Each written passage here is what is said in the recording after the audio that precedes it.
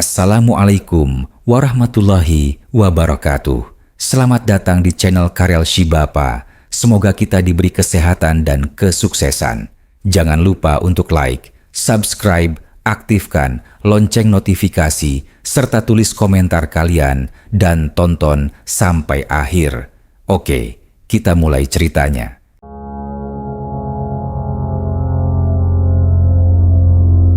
Akbar adalah seorang teknisi jaringan berusia 28 tahun yang bekerja untuk sebuah perusahaan provider kecil di Semarang. Ia dikenal sebagai pria yang tenang, namun terlalu penasaran pada hal-hal yang tidak masuk akal.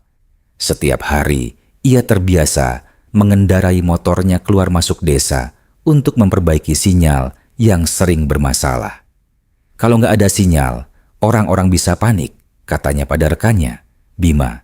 Suatu siang, Bima hanya tertawa kecil sambil menepuk bahunya, mengingatkan agar Akbar tidak terlalu nekat masuk ke daerah yang belum dipetakan. Hari itu, Akbar mendapat laporan gangguan jaringan di sebuah wilayah pinggiran yang tidak biasa ia kunjungi. Lokasi itu berada di perbatasan hutan kecil yang jarang dilewati orang. Ia berangkat sore hari, mengira pekerjaan itu akan selesai sebelum malam. Namun, sejak memasuki jalan setapak yang semakin sempit, suasana berubah sunyi. Aneh, biasanya masih ada orang lewat, gumamnya sambil melihat sekeliling.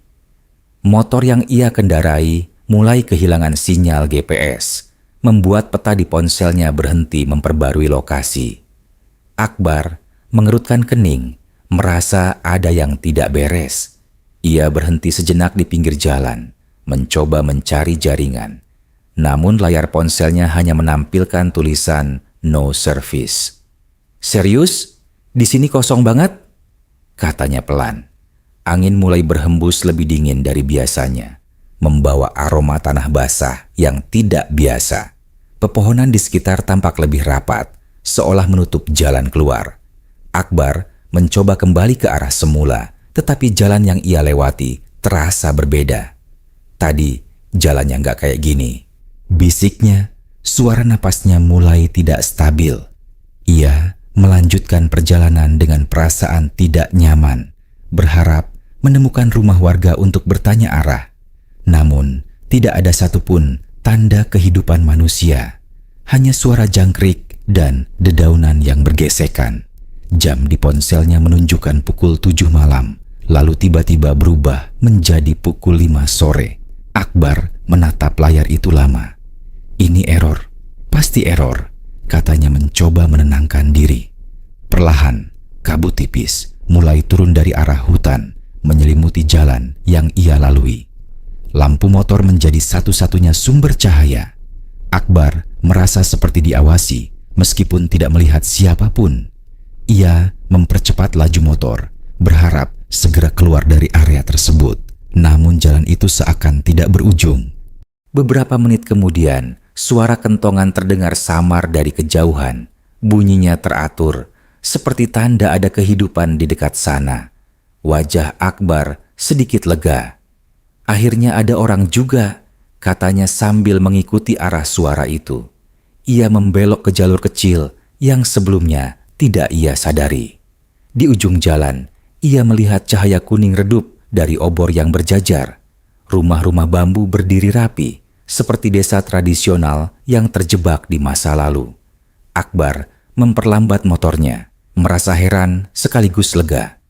Ini desa apa? Kok nggak ada di map? Gumamnya. Seorang wanita tua berdiri di depan salah satu rumah, menatapnya tanpa ekspresi. Matanya kosong, tetapi tidak berkedip. Akbar turun dari motor dengan hati-hati. Permisi bu, saya tersesat, ucapnya sopan. Wanita itu tidak menjawab, hanya menunjuk ke arah dalam desa. Akbar menelan ludah, lalu berjalan mengikuti arah yang ditunjuk. Ia merasakan sesuatu yang aneh. Suasana desa itu terlalu sunyi. Tidak ada suara anak-anak, tidak ada percakapan, hanya suara kayu yang berderit pelan. Ia mencoba tersenyum, meskipun hatinya mulai tidak tenang. Seorang pria muda muncul dari balik rumah, mengenakan pakaian tradisional Jawa yang kuno. "Sampeyan dari mana?" tanyanya dengan suara datar. Akbar menjawab, "Saya dari Semarang, Mas. Ini desa apa ya?" Pria itu hanya tersenyum tipis tanpa menjawab pertanyaan itu. Akbar mulai menyadari ada sesuatu yang tidak wajar dari cara mereka berbicara dan bergerak. Semua terlihat lambat, seperti rekaman yang diputar dengan kecepatan berbeda. Ia mencoba menyalakan ponselnya lagi, tetapi layar hanya menampilkan waktu yang terus berubah. "Ini nggak masuk akal," bisiknya. Suasana semakin terasa menekan ketika ia menyadari tidak ada satupun kendaraan modern di desa itu. Tidak ada listrik, hanya obor dan lampu minyak. Akbar merasa seperti masuk ke masa yang berbeda. Ia mencoba bertanya lagi, tetapi setiap pertanyaannya hanya dijawab dengan tatapan kosong. Seorang anak kecil berlari melewatinya, lalu berhenti dan menatap Akbar dengan mata yang terlalu lebar. "Mas, jangan lama di sini," bisiknya pelan. Akbar terkejut. "Kenapa?" tanyanya cepat. Anak itu tidak menjawab dan langsung pergi. Detak jantung Akbar semakin cepat. Ia mulai merasa bahwa desa ini bukan tempat biasa. Ia ingin segera pergi, tetapi tidak tahu arah keluar. "Saya harus balik. Sekarang juga," gumamnya. Namun ketika ia menoleh ke arah jalan masuk, jalur itu sudah tidak terlihat. Yang ada hanya deretan rumah bambu yang sama. Akbar berdiri kaku, napasnya berat. Ia sadar, ia tidak hanya tersesat secara fisik, ia terjebak di sesuatu yang lebih dalam. Dari kejauhan, suara kentongan kembali terdengar. Kali ini lebih keras dan cepat, seolah memberi tanda bahwa sesuatu akan segera terjadi. Akbar menoleh ke arah suara itu, dan di saat itulah ia merasakan tangan dingin menyentuh pundaknya. "Sampeyan, sudah masuk." Suara seorang kakek terdengar pelan di belakangnya. Akbar tidak langsung berani menoleh. Akbar berdiri kaku ketika tangan dingin itu masih menempel di pundaknya, seolah menahan tubuhnya agar tidak bergerak. Ia perlahan menoleh dan melihat kakek tua dengan sorot mata yang dalam serta wajah keriput yang terlalu tenang. "Sampeyan ora iso bali sak durunge rampung. Kamu tidak bisa pulang sebelum selesai," ucap kakek itu dengan suara pelan namun jelas. Akbar mengernyit, mencoba memahami maksudnya. "Maksudnya apa, Pak?" tanyanya dengan suara bergetar.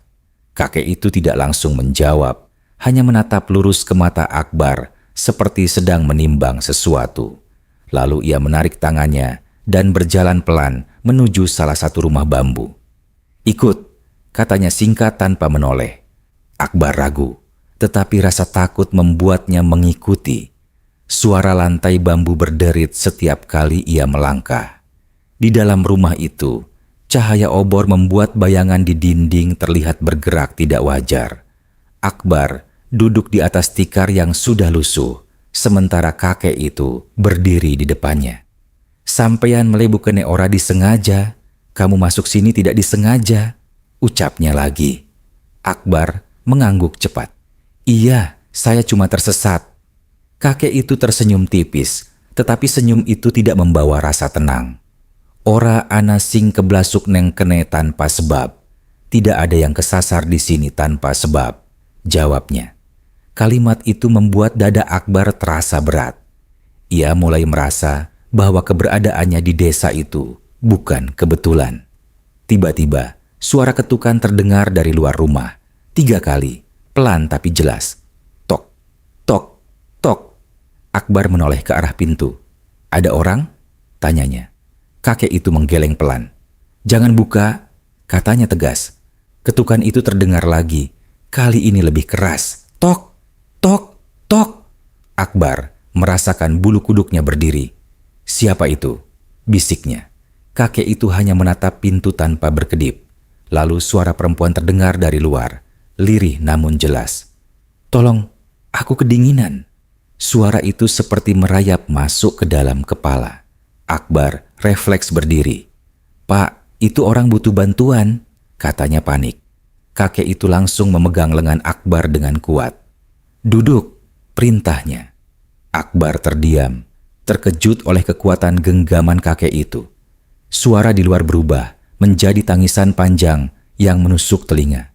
Tangisan itu tiba-tiba berhenti, hening. Lalu terdengar suara langkah mengelilingi rumah, pelan, seperti menyeret sesuatu.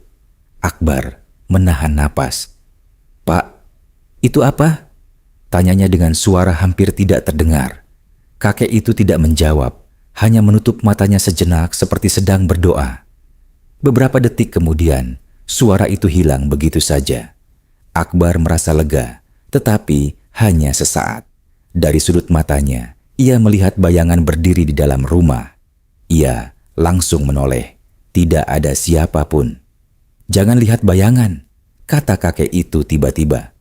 Akbar menelan ludah, mencoba mengendalikan pikirannya yang mulai kacau. Namun semakin ia berusaha tenang, semakin banyak hal aneh terjadi. Api obor tiba-tiba mengecil, lalu membesar sendiri.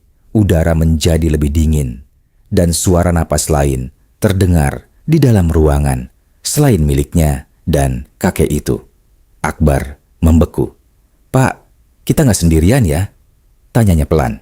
Kakek itu tidak menjawab. Ia hanya membuka mata dan menatap sudut ruangan yang gelap. "Dia mulai sadar," ucap kakek itu lirih. Akbar mengikuti arah pandang kakek itu. Dan untuk pertama kalinya, ia melihatnya. Sosok hitam berdiri di pojok ruangan. Tinggi, tidak memiliki wajah yang jelas, tetapi terasa sedang menatap langsung ke arahnya.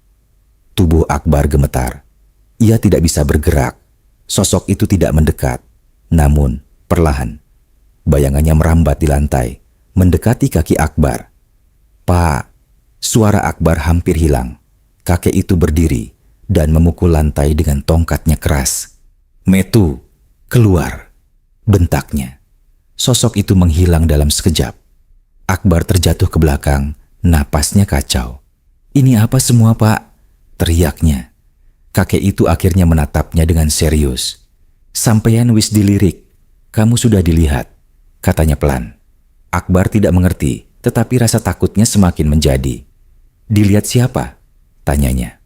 Kakek itu diam beberapa detik, lalu menjawab, "Sing duwe desa iki, yang punya desa ini." Akbar merasakan sesuatu jatuh di dalam dirinya. Sesuatu yang membuatnya sadar. Ia mungkin tidak akan bisa keluar begitu saja. Di luar, suara kentongan kembali berbunyi. Kali ini lebih cepat, lebih panik, seperti tanda bahaya. Dan dari kejauhan, terdengar suara banyak orang berbisik bersamaan, memanggil satu nama. "Akbar."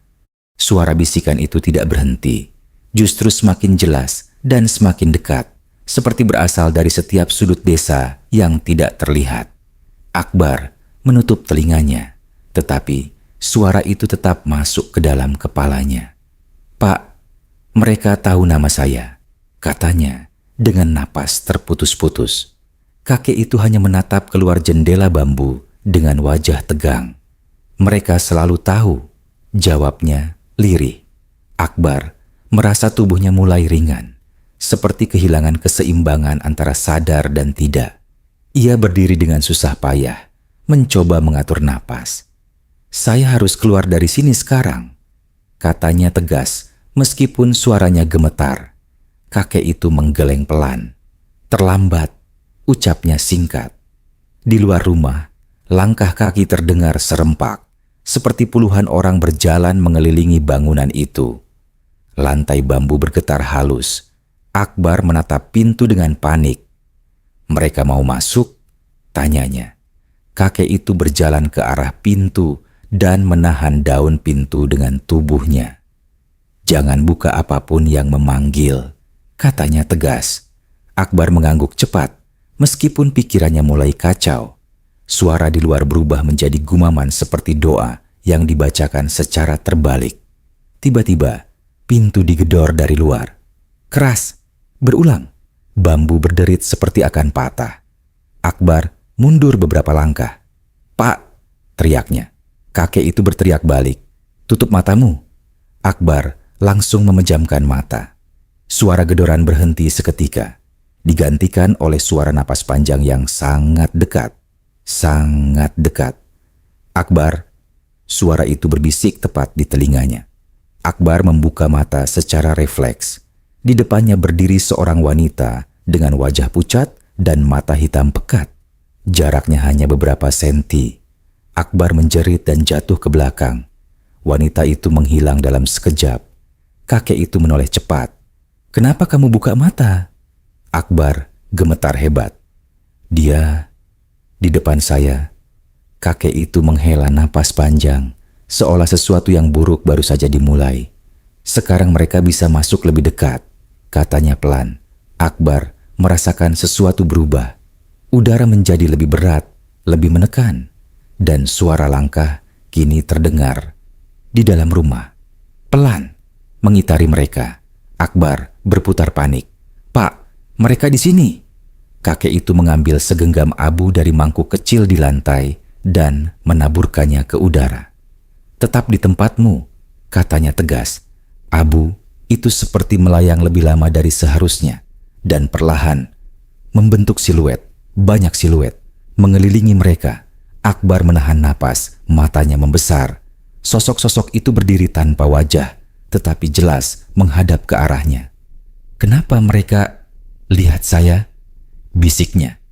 Kakek itu menjawab dengan suara berat. "Karena kamu bukan orang pertama yang masuk, tapi kamu yang dipilih." Akbar merasa lututnya lemas. "Dipilih untuk apa?" tanyanya. Kakek itu diam beberapa saat, lalu berkata, "Menggantikan." Kata itu menggantung di udara. Akbar menggeleng cepat. "Enggak, saya enggak mau." Tiba-tiba, suara anak kecil yang tadi ia lihat terdengar dari sudut ruangan. "Mas, mereka semua dulu kayak kamu." Akbar menoleh. Anak itu berdiri dengan wajah sedih. Tersesat, lalu nggak bisa pulang. Akbar merasakan dadanya sesak. "Pak, ini desa apa sebenarnya?" tanyanya dengan suara pecah. Kakek itu akhirnya duduk perlahan. Wajahnya terlihat lebih tua dari sebelumnya. "Ini bukan desa biasa," katanya pelan. "Ini tempat yang muncul saat seseorang kehilangan arah dan membawa sesuatu yang belum selesai." Akbar terdiam. Pikirannya berputar. Belum selesai. Ia teringat sesuatu yang selama ini ia hindari. Kecelakaan 2 tahun lalu, saat ia menabrak seseorang di jalan sepi dan memilih pergi tanpa menolong. Napasnya tercekat. "Pak," suaranya bergetar. Kakek itu menatapnya dalam-dalam. "Sampean ngerti kenapa sampean dipanggil?" Akbar menutup wajahnya. Rasa bersalah yang selama ini ia kubur muncul kembali. Dan kini, sesuatu di desa itu mengetahuinya. Di luar, kentongan berbunyi sangat cepat, seperti tanda kematian. Dan dari balik dinding bambu, tangan-tangan hitam mulai merembes masuk, mencari, menggapai, menuju Akbar. "Waktumu hampir habis," kata kakek itu pelan. Akbar menatapnya dengan penuh ketakutan. "Kalau saya nggak mau," kakek itu menunduk, lalu menjawab dengan suara yang sangat pelan, "Mereka akan ambil dengan cara lain." Akbar merasakan tanah di bawahnya seperti berdenyut, seolah desa itu hidup dan bernapas mengikuti ketakutannya. Tangan-tangan hitam yang merembes dari celah bambu semakin banyak, bergerak perlahan namun pasti ke arahnya. Ia mundur hingga punggungnya menempel dinding. Napasnya tidak teratur. "Saya nggak mau di sini," teriaknya dengan suara pecah. Kakek itu hanya menatapnya dengan sorot mata yang tidak lagi bisa menyembunyikan kepedihan. "Semua orang yang datang ke sini bilang begitu," kata kakek itu pelan. Suaranya seperti membawa beban bertahun-tahun. Akbar menggeleng keras. Air matanya mulai jatuh tanpa ia sadari. "Saya cuma salah. Saya panik waktu itu," katanya terbata. Kakek itu menutup mata sejenak, lalu berkata, Kesalahan yang tidak kamu selesaikan akan mencari jalan sendiri. Suara kentongan berubah menjadi sangat cepat, hampir seperti detak jantung yang dipercepat secara paksa. Dari luar rumah, terdengar suara langkah puluhan orang berlari mendekat. Akbar menoleh ke pintu, dan kali ini pintu itu terbuka sendiri perlahan. Udara dingin masuk, membawa bau tanah dan sesuatu yang busuk. Di ambang pintu, berdiri sosok yang membuat tubuh Akbar membeku. Seorang pria, dengan tubuh yang hancur di satu sisi, wajahnya setengah remuk. Namun, mata itu masih utuh dan menatap langsung ke arah Akbar. "Masih ingat aku?" Suara itu terdengar berat, seperti keluar dari tenggorokan yang rusak. Akbar langsung jatuh terduduk. Itu dia, orang yang ia tabrak 2 tahun lalu, yang ia tinggalkan di jalan tanpa bantuan. Maaf," kata Akbar berulang kali. Tubuhnya gemetar hebat. Sosok itu melangkah masuk. Setiap langkahnya meninggalkan jejak hitam di lantai. "Kamu pergi waktu aku masih hidup," katanya pelan. Akbar menutup telinganya. "Saya takut, saya panik." Sosok itu berhenti tepat di depannya. "Kamu gak panik, kamu pilih pergi." Kalimat itu menghantam lebih keras dari apapun. Akbar menangis. Benar, ia memilih pergi. Ia memilih menyelamatkan dirinya sendiri daripada menolong seseorang yang sekarat. Tangan sosok itu terangkat perlahan dan menunjuk ke arah dada Akbar. "Sekarang gantian kamu tinggal." Akbar menggeleng histeris. "Jangan, tolong." Kakek itu berdiri, wajahnya tegang. "Masih ada satu cara," katanya tiba-tiba. Akbar menoleh cepat. "Apa, Pak?" Kakek itu menatapnya dalam. "Kamu harus ganti tempatnya dengan sadar." Akbar tidak mengerti. "Maksudnya?" tanyanya. Kakek itu menunjuk sosok di depan mereka. "Dia terjebak di antara karena kamu pergi." Akbar terdiam. "Kalau kamu mau pulang, kamu harus menerima tempatnya." Akbar merasa dunia di sekitarnya runtuh. Artinya, ia harus tinggal, menggantikan selamanya. Nggak bisa," bisiknya lemah. Sosok itu mulai mendekat, lebih dekat, lebih dingin. Dan dari belakangnya muncul banyak sosok lain. Wajah tanpa ekspresi, mata kosong. Semua mengelilingi Akbar. "Kamu punya waktu sampai kentongan berhenti," kata kakek itu. Suara kentongan semakin cepat. Akbar melihat sekeliling. Semua wajah itu, semua orang itu, pernah seperti dia. Tersesat dan tidak kembali. Ia menutup mata. Tangannya gemetar. Air matanya tidak berhenti. "Kalau saya tetap gak mau?" tanyanya pelan. Kakek itu menunduk. "Maka kamu akan ditarik tanpa pilihan." Suara kentongan semakin keras, semakin cepat. Akbar membuka mata, menatap sosok di depannya. Dan untuk pertama kalinya, ia melihat sesuatu di balik wajah hancur itu. Bukan marah, bukan dendam, tapi kesepian. Kesepian yang panjang, kesepian yang tidak pernah selesai. Akbar menarik napas dalam. Tubuhnya masih gemetar. Tapi ada sesuatu yang berubah. Ia perlahan berdiri, mendekati sosok itu. "Kalau saya gantiin kamu." Sosok itu diam.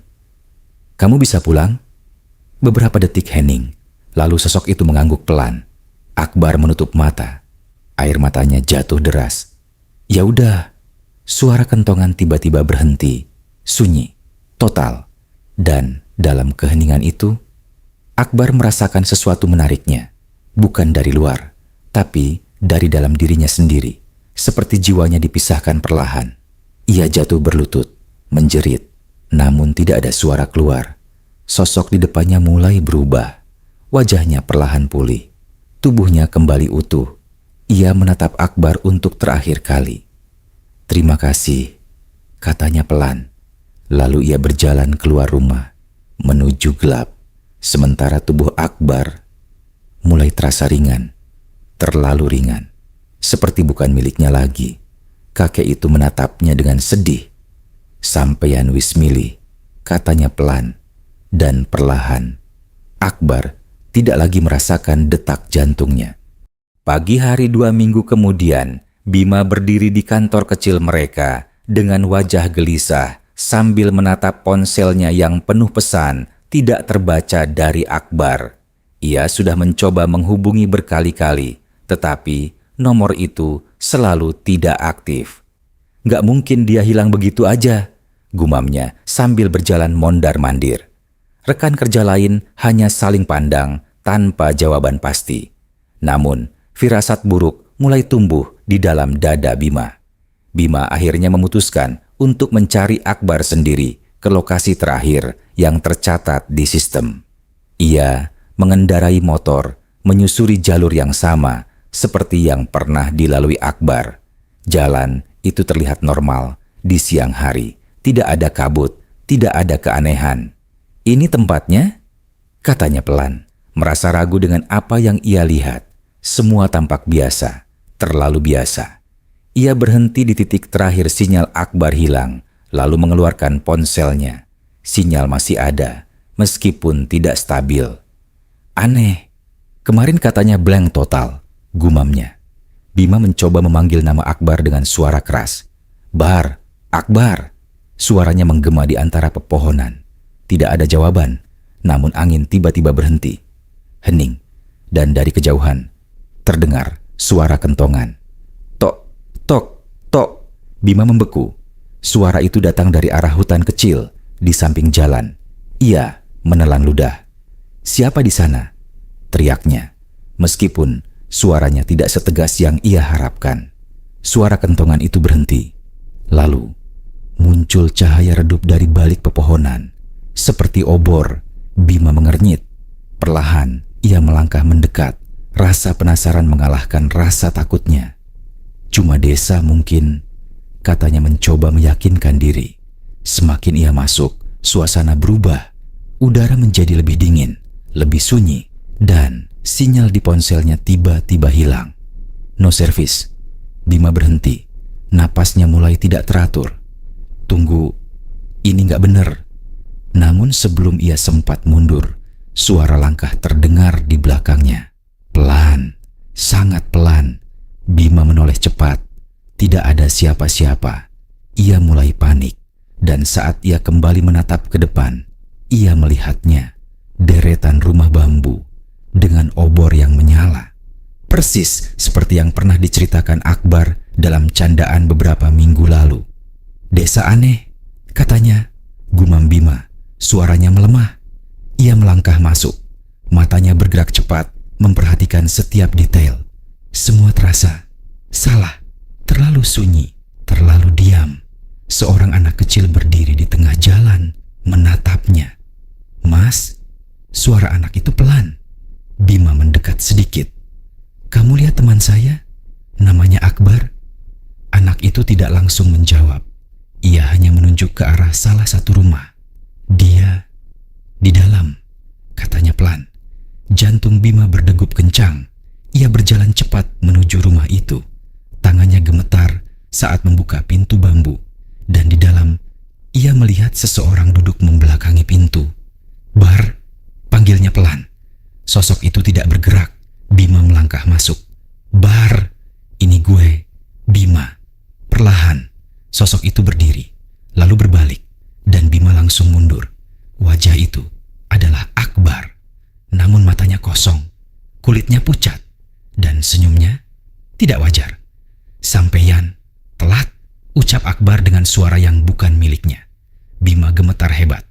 "Bar, lu kenapa?" Akbar melangkah mendekat, pelan, terlalu pelan, seperti tidak berjalan, tetapi meluncur. "Nggak ada yang benar-benar pergi dari sini," katanya. Bima mundur sampai menabrak dinding. "Ini bukan kamu." Akbar berhenti tepat di depannya, lalu berbisik, "Sekarang giliranmu." Lampu obor tiba-tiba padam, gelap total, dan dalam kegelapan itu terdengar satu suara. Kentongan, lebih keras, lebih dekat. Tok, tok, tok. Dan di luar rumah, puluhan suara mulai berbisik bersamaan, memanggil satu nama. "Bima?" Sementara di dunia luar, motor Akbar ditemukan di pinggir jalan. Mesinnya dingin, kuncinya masih terpasang, namun tidak ada tanda keberadaan pemiliknya. Hanya satu hal yang aneh, jam di dashboard motor itu berjalan mundur, perlahan, tanpa henti.